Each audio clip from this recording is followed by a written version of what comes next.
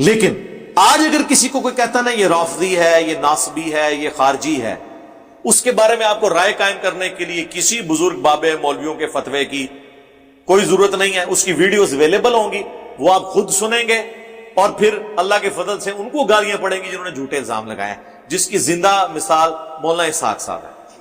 مولانا اسحاق صاحب رحمہ اللہ کا مجھے جو تعارف پہلی دفعہ ہوا نا، وہ اہل حدیث نے کروایا اور نیگیٹو کروایا. جب میں نیا اہل حدیث کی طرف آیا، وہ جدھر جاتے تھے تو ہمیں ایک ہی نصیحت کی جاتی تھی کہ مولوی صاحب کو نہیں چھوڑنا. مجھے پتہ ہی نہیں تھا مولانا اسحاق صاحب کون ہے.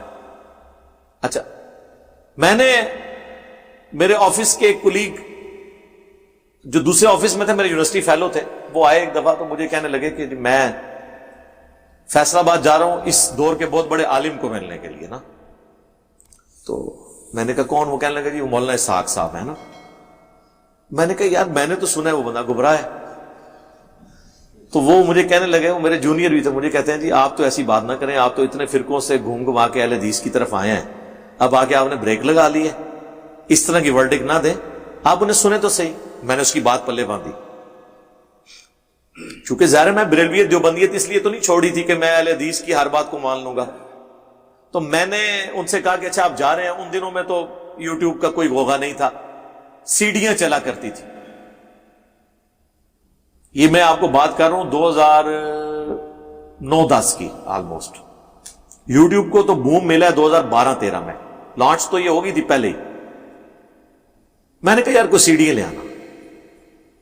وہ سیڈیاں وہاں سے کچھ لے آئے. آپ اللہ کی کرنی دیکھیں، میں نے پہلی سیڈی لگائی نا، جب پہلی ویڈیو کلک کی تو حدیث بیان ہو رہی تھی صحیح بخاری کی 4108. مولانا اسحاق صاحب وہ جو تحکیم کے مسئلے کے بعد حضرت معاویہ نے مدینہ میں خطبہ دیا اور کہا کہ جو اس امر خلافت میں خواہش رکھتا ہے وہ اپنا سر اٹھائے، میں اس کے باپ سے زیادہ خلافت کا حقدار ہوں. وہ تابعی پھر بعد میں عبداللہ بن عمر سے کہتے ہیں کہ آپ نے معاویہ کو اسی وقت جواب کیوں نہیں دیا؟ انہوں نے کہا میں نے ارادہ کیا اپنی گوٹ کھولوں اور اسے جواب دوں کہ تجھ سے زیادہ خلافت کا حقدار وہ ہے جس نے تم باپ بیٹا سے اسلام کی خاطر جنگ کی جب تم لوگ کافر تھے، یعنی میں اور میرا باپ عبداللہ بن عمر اور حضرت عمر، یا حسن ابن علی اور ان کے والد علی ابن ابی طالب. دونوں اس کے معنی ہوتے ہیں، لیکن دونوں طرف جاتے. پھر میں فتنے کے ڈر سے خاموش ہو گیا. پھر مجھے جنت کی نعمتیں یاد آ گئیں اور میں نے اسی پہ کفایت کر لیا. محمد بن مسلمہ کہتے ہیں کہ عبداللہ بن عمر نے خاموشی اختیار کر کے اپنی جان بھی بچا لی اور اپنی عزت بھی بچا لی، ایک ماموں نے دوسرے ماموں سے، کیونکہ عبداللہ بن عمر بھی تو ماموں ہے نا. تو وہ ویڈیو دیکھ لیے، پیارے ماموں جان اویس قادری صاحب علی. اچھا، تو یہ حدیث پہلی دفعہ لگی تو آپ سوچ سکتے ہیں کہ یہ حدیث کو بندہ پڑھ رہا ہو اور کہہ رہا ہو بخاری میں ہے، اور جس نے پہلی بار سنی ہو اس کی کانوں سے دھواں نہیں نکلے گا. میں نے اسی ٹائم مکتبہ شاملہ کھولا، میں نے الفاظ ڈال کے حدیث نکالی. میں نے شیخ زبیر علی زئی صاحب کو فون کیا. میں نے کہا شیخ صاحب ان کو نہیں میں نے بتایا یہ بخاری میں ہے. مجھے پتا ہوتا ہے کہ جو بخاریاں پڑھا بھی رہے ہیں نا، بس وہ تلاوت ہی ہو رہی ہوتی ہے، کریٹیکلی چیزوں کو نہیں دیکھتے. میں نے کہا جی آپ اتنے عرصے سے بخاری پڑھا رہے ہیں تو حدیث کا آپ کا اتنا ایکسپیرینس ہے، بخاری میں اس طرح کی کوئی حدیث ہے کہ جس میں حضرت معاویہ نے حضرت عمر کی توہین کی اور عبداللہ بن عمر کی طرف کنایا کیا، وہ میں تیرے باپ سے؟ کہتے ہیں نہیں توبہ توبہ، ایسی کوئی حدیث نہیں ہے. میں نے کہا جی 4108 کھولیں اور چیک کر کے مجھے آپ نے فون کرنا ہے.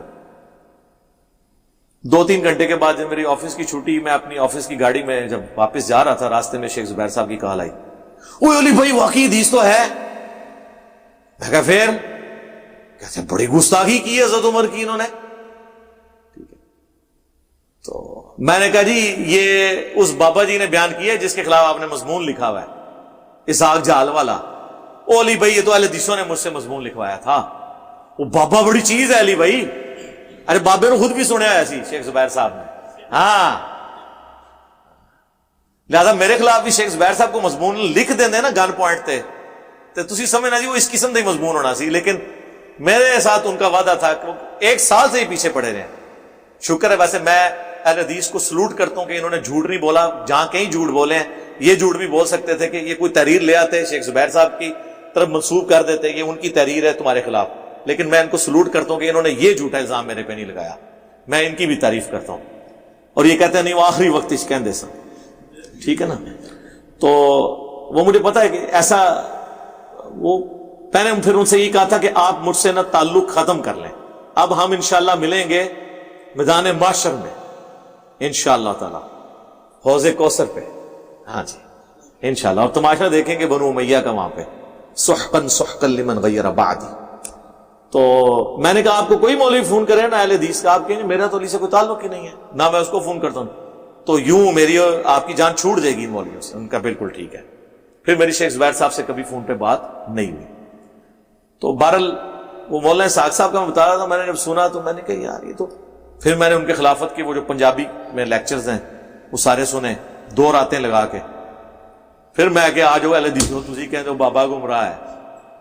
میں بخاری مسلم پڑھ کے تواڈے لے پاسے آیا تھا, اے بخاری مسلم وچ نہیں لکھیا آیا 2812 عمار کو ایک باغی جماعت قتل کرے گی, عمار انہیں اللہ اور جنت کی طرف بلائے گا, وہ جماعت جہنم کی طرف بلا رہی ہوگی.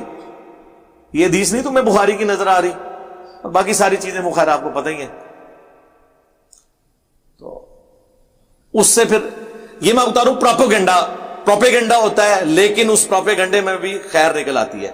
اب پوری دنیا الٹ کے بھی کہ نا جی مولانا اسحاق جو ہے وہ رافضی تھا فلاں تھا. میں ویڈیو سے بتاؤں گا کہ یہ دیکھو یار تم چھوڑ دو, میں تو ان کی بات خود سن رہا ہوں. جب اہل حدیث نے ان کے خلاف فتویٰ لکھا کہ یہ جو ہے وہ رافضیوں کے ایجنٹ ہیں, حضرت عمر کی توہین کر دی انہوں نے,